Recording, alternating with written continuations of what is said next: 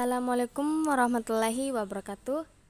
Perkenalkan, nama saya Siti Nurfasiha dari Fakultas Teknik Universitas Negeri Makassar, Program Studi Pendidikan Kesejahteraan Keluarga 04, dengan NIM 22020850224, dengan dosen pembimbing Dr. Andi Hudia, MPD, dan Israwati Hamsar, SPD, MPD, dan Bapak Andi Muas, SPD, MPD. Mari kita masuk ke pembahasan.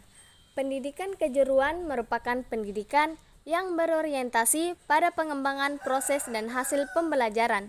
Tidak hanya diajarkan teori-teori saja, tetapi mereka dihadapkan dengan praktek tentang apa yang mereka pelajari sesuai dengan jurusan masing-masing. 1. Peran dimensi pendidikan kejuruan di era 4.0. Peran dimensi pendidikan kejuruan di era 4.0. Sekolah di Indonesia dituntut untuk dapat mengantisipasi semakin pesatnya perkembangan teknologi yang terjadi dalam era revolusi industri 4.0. Rancangan kurikulum dan metode pendidikan pun harus dapat menyesuaikan dengan iklim bisnis yang terus berkembang. Jasa pendidikan dan bisnis industri juga sangat cepat perkembangannya dan semakin kompetitif yang harus mengikuti perkembangan teknologi dan informasi. Perubahan yang terjadi dalam era revolusi industri juga sangat berpengaruh pada karakter manusia, dunia kerja, sehingga keterampilan yang diperlukan juga cepat berubah. Tantangan yang kita hadapi adalah bagaimana mempersiapkan dan memetakan angkatan kerja dari lulusan pendidikan yang benar-benar siap kerja, yang dengan kata lain profesional sesuai dengan bidang keahliannya dalam menghadapi revolusi industri 4.0. Dunia kerja di era revolusi industri 4.0 merupakan integrasi pemanfaatan internet dengan lini produksi di dunia industri yang memanfaatkan kecanggihan teknologi dan informasi.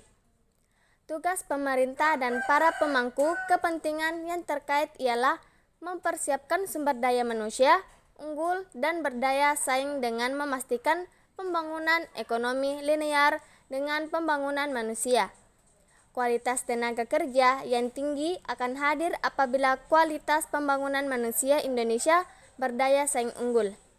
Akses terhadap pendidikan, kesehatan, pekerjaan, gizi, dan fasilitas publik lainnya akan menentukan kualitas manusia dan tenaga kerja di Indonesia. Brainware. Penyelenggaraan pendidikan kejuruan terkait erat dengan pembelajaran sebagai kegiatan tersistem, melibatkan banyak komponen seperti siswa, guru, kurikulum, program, stakeholder, manajemen, sarana, prasarana, antara lain, laboratorium, bengkel, kelas, dan lainnya. Sistem merupakan gabungan dari komponen-komponen yang diorganisir, saling bekerja sama untuk mencapai tujuan yang telah ditetapkan. Dengan demikian, komponen yang terlibat dalam sistem pendidikan kejuruan harus memiliki kontribusi pada penyimpanan tenaga siap kerja. Komponen dalam sistem yang dimaksud adalah brainware yang meliputi peserta didik, pendidik, dan stakeholder. Peserta didik, yaitu siswa, adalah pembelajar yang harus ditumbuh kembangkan potensinya sejalan dengan tujuan pembelajaran. Yang kedua, pendidik, yaitu guru. Sebagai tenaga kependidikan profesional, guru harus mencerminkan perilaku profesional. Yang ketiga, stakeholder, yaitu pemangku kepentingan yang terkait dengan pelayanan pendidikan dan pelatihan. Software yang meliputi kurikulum, program, dan manajemen. Kurikulum merujuk pada apa yang diajarkan, apa yang harus dan seharusnya diajarkan, dan yang dapat diajarkan untuk mencapai standar kompetensi lulusan Slamet 2005. Dalam kurikulum 2013, kurikulum secara konseptual kurikulum adalah suatu respon pendidikan terhadap kebutuhan masyarakat dan bangsa dalam membangun generasi muda bangsanya. Yang kedua, program.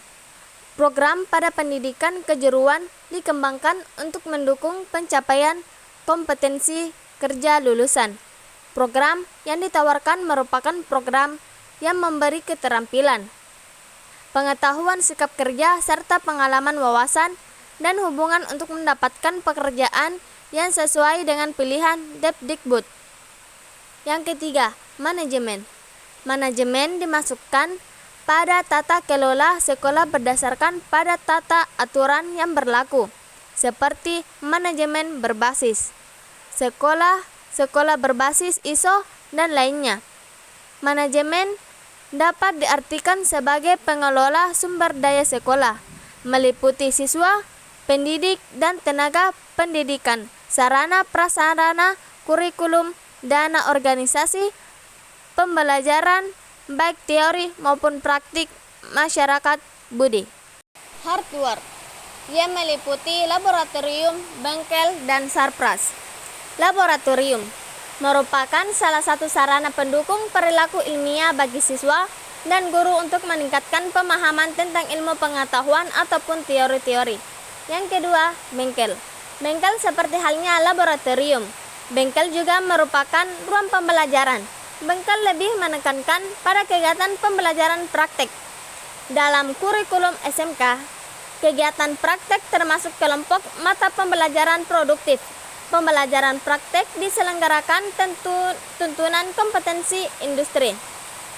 Sarpras, kebutuhan sarana prasarana untuk SMK lainnya seperti ruang pimpinan, ruang tata usaha, ruang guru, ruang bimbingan konseling, ruang kelas, ruang perpustakaan, tempat ibadah, ruang UKS, ruang organisasi kesiswaan, ruang jabatan, gudang, ruang sirkulasi, ruang bermain olahraga.